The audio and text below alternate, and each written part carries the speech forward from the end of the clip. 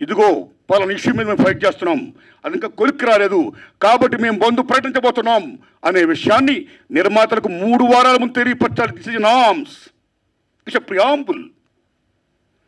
3 వారాల ముందు తెలియపరిస్తే release date ఎవరు తెచ్చుకున్నారో మేము రిలీజ్ డేట్ ఇచ్చుకున్నామండి, ఇంకో 2 వారాలు మేము రిలీజ్ చేస్తున్నామండి అని ప్రిపేర్ అయిన నిర్మాతలను ఇబ్బంది పెట్టకుండా ఉండడం కోసమే 3 వారాల ముందు తెలియపరచాలి according to norms. So June 1 bandh ప్రకటిస్తే ఒకవేళ జూన్ 12 అంటే 2 వారాలు కూడా కాదు కదా. ఏ రకంగా మీకు హరహరవేల మనకి అది వర్తింపు చేస్తుందండి? అది కరెక్ట్ కాదు. పవన్ కళ్యాణ్ గారి మీద ఎవరైనా కుట్ర పంటారు. తెలుగు చలనచిత్ర పరిశ్రమలో విశ్వవిఖ్యాత నట సార్వభౌమ ఎన్టీ రామారావు గారు, భారతదేశంలో ఎన్టీఆర్ మన తెలుగు జాతిని ఖ్యాతిని చేసిన మహనీయుడు. As a politician, as a CM, like this anything else. ఎంత గర్విస్తామో తర్వాత మళ్ళీ మంచి గొప్ప పేరు తెచ్చుకొని ఈవేళ ఒక జనసేన పార్టీ పెట్టి ఈవేళ డిప్యూటీ సీఎం అయ్యారంటే వీఆర్ ప్రౌడ్ ఆఫ్ ఇట్. మన తెలుగు చిత్ర పరిశ్రమ మొత్తం అంతా గర్విస్తుంది. Hats off to Pawan Kalyan గారు.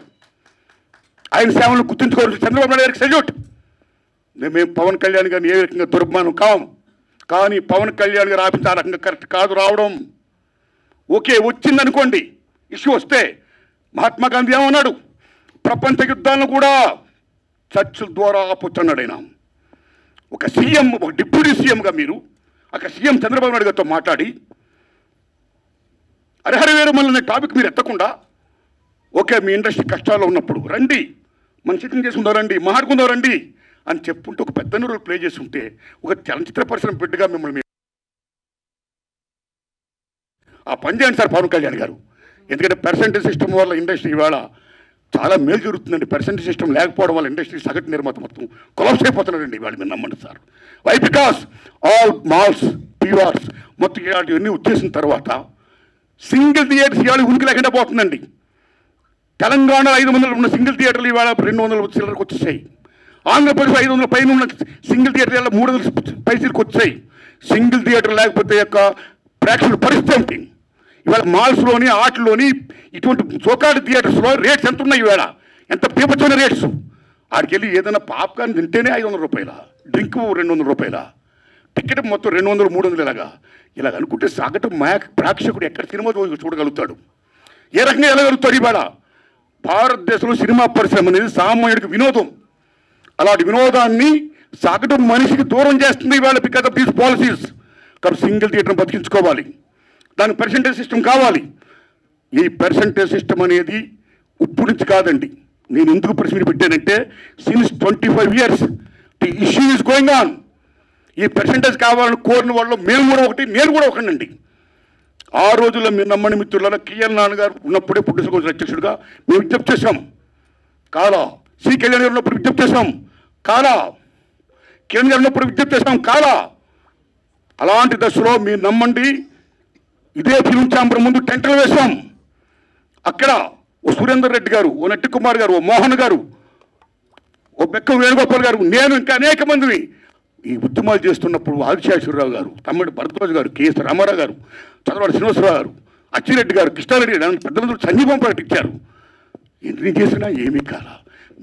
స్వయంగా నేను వెళ్ళి రామారాయణ గారు రిక్వెస్ట్ చేశా, నారాయణ పర్సెంటేజ్ సిస్టమ్ కావాలి, అది మంచిది, ఈ సిస్టమ్ ఉండకూడదు, రెండో సిస్టమ్ ఉండకూడదు, నేను సురేష్ బాబుతో మాట్లాడతాను, I am with you, I am with that moment అన్నాడు రామారాయణ గారు. మహానుభావుడు కీర్చేసి అయ్యారు. అది ఇప్పుడు తత్తులు ఫలపరం కాల. ఆ తర్వాత అల్లు అరవింద్ గారిని రిక్వెస్ట్ చేశాం, నారాయణమూర్తి అందరం కలిసి చర్చించుకున్న విషయం మీద ఏది మంచిగా చేద్దామన్నాడు ఆయన. కానీ మంచి అనే పర్సెంటేజ్ జరగల. మళ్ళీ సునీల్ నారాయణ గారిని రిక్వెస్ట్ చేశాం, అందరూ ఏం చెప్తా అదే మేము చేస్తామన్నాడు ఆయన. కానీ ఇది మంచి జరగల, పర్సెంటేజ్ సిస్టమ్ ఇంప్లిమెంట్ కాలా. దిల్ రాజు గారిని రిక్వెస్ట్ చేశాం, నిజంగా దిల్ రాజు గారు నేను పర్సెంటేజ్ సిస్టమ్కి యాక్సెప్ట్ అన్నాడు ఆయన ఆ డేస్లో. కానీ ఫలపడడం కాలా.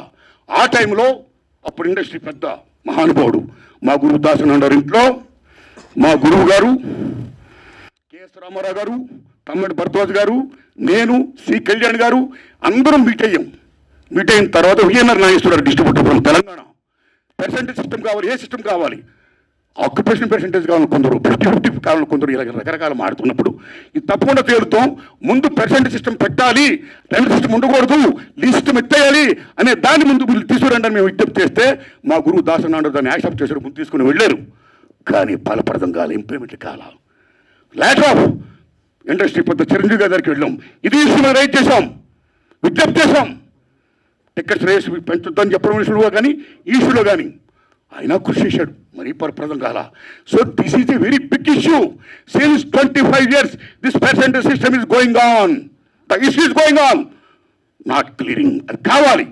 అలాంటిది ఇవాళ పర్సెంటేజ్ సిస్టమ్ కొలుక్కొచ్చే దశలో హరిహరి వీరమ్మలకి దీనికి ఒక లింకప్ పెట్టి ఏం సంబంధం అండి?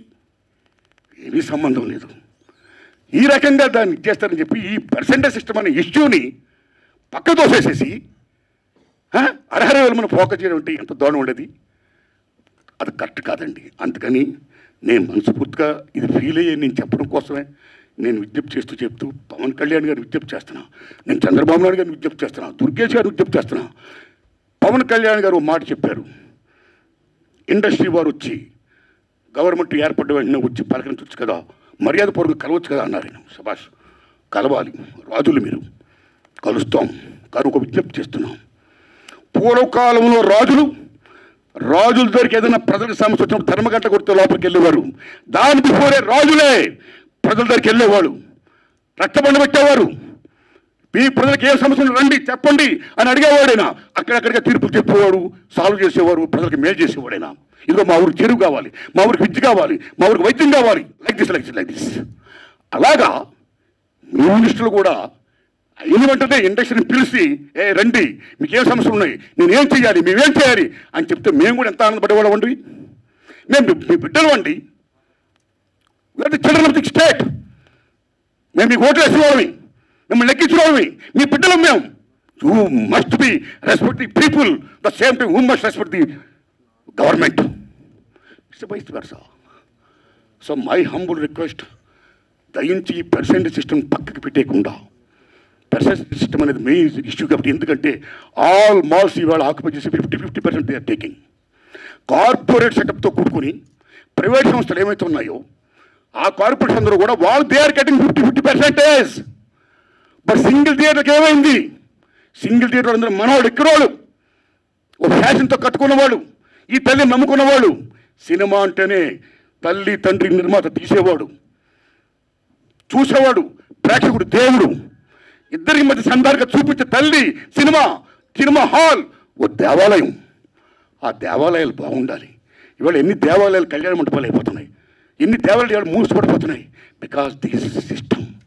కాబట్టి మల్టిపుల్ నేషన్స్, ఈ ప్రైవేట్ కంపెనీస్, ఈ కార్పొరేట్స్ అందరూ వచ్చేసిన తర్వాత చిన్న చేపని పెద్ద చేప, చిన్నమాయని పెద్దమాయని పెంగళ నాగేంద్ర గారు మాయాబజార్ చెప్పినట్టు ఇవాళ they are occupying they like octopus. కాబట్టి చిన్న నిర్మాతని బతికించుకోవాలి, సింగిల్ థియేటర్ని బతికించుకోవాలి. The same time percentage system ఉంటేనే ఇద్దరు బాగుంటారు. కాబట్టి దశలో పవన్ కళ్యాణ్ గారు నేను విజ్ఞప్తి చేస్తున్నా,